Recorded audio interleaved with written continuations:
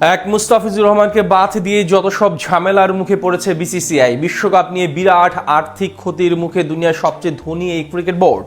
বাংলাদেশকে বিশ্বকাপ থেকে বাদ দেয়া, পাকিস্তানের ম্যাচ বয়কটের সিদ্ধান্ত, সব দিকেই এখন হাই হুতাশ করছে দেশটা সমর্থকরা। আর এই সব কিছুর মূলেই মুস্তাফিজকে বাদ দেয়া। বিসিসিআইয়ের সেই সিদ্ধান্তটা যে বিশাল ভুল ছিল সেটাই এবার স্বীকার করে আক্ষেপে সুর ভারতীয়দের মনে। মুস্তাফিজকে বাদ দেওয়ার ভুল স্বীকার করে কি বলছে দেশটার উচ্চ পদের কর্তা ব্যক্তিরা, সেটা শুনবো প্রতিবেদনে। মতিউর রহমানের এই ছাগল কাণ্ডের কথা মনে আছে? এই এক ছাগল কাণ্ডের পর থেকেই দেশের পট পরিবর্তনটা শুরু হয়েছিল। বৈজ্ঞানিক ভাষায় একে বলে বাটারফ্লাই ইফেক্ট, অর্থাৎ কোনো একটি নির্দিষ্ট ঘটনা থেকে জন্ম নেয় আরো বেশ কিছু ঘটনা। ছাগল কাণ্ডের সেই বাটারফ্লাই ইফেক্টের পর এবার আরো এক অদ্ভুত বাটারফ্লাই ইফেক্ট দেখলো ক্রিকেট বিশ্ব, যাতে করে রীতিমতো স্থগিত হয়ে পড়েছে দক্ষিণ এশিয়ার ক্রিকেট।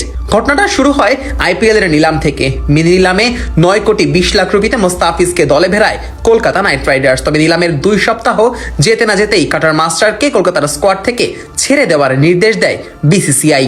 ভারতের সেই সিদ্ধান্ত ভালো চোখে দেখেনি বাংলাদেশ ক্রিকেট বোর্ড। মোস্তাফিজকে বাদ দেওয়ার ঘটনাকে কেন্দ্র করে বিশ্বকাপে টাইগারদের ম্যাচের ভেন্যু পরিবর্তন করার আবেদন জানায় বিসিবি। তবে বিসিবির সেই আবেদনে কর্ণপাত করেনি আইসিসি, বরং বাংলাদেশকে বাদ দিয়ে বিশ্বকাপে সুযোগ করে দেওয়া হয় স্কটল্যান্ডকে।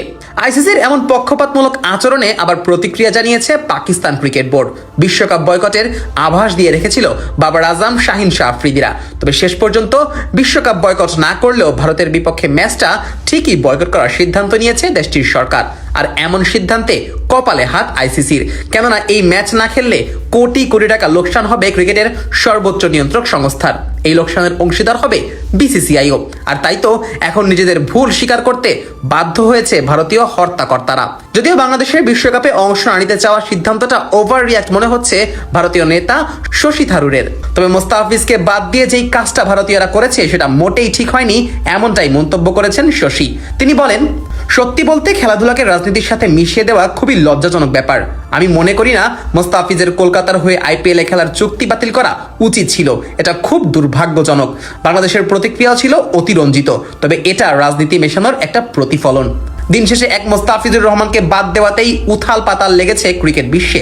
বাংলাদেশের মতো দলকে বিশ্বকাপ থেকে বাদ দেওয়ার ঘটনায় পাকিস্তানও বেঁকে বসেছে।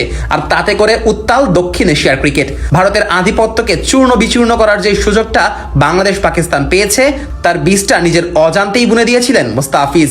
কাটার মাস্টার হয়তো ভ্রূণাক্ষরেও ভাবেননি তাকে বাদ দেওয়ার ঘটনায় এমন পট পরিবর্তন আসবে বিশ্ব ক্রিকেটে। আর ভারতীয়রাও কখনো কল্পনাও করেনি তাদের দিকে চোখ তুলে তাকানোর সাহস পাবে অন্য কোনো ক্রিকেটীয় রাষ্ট্র।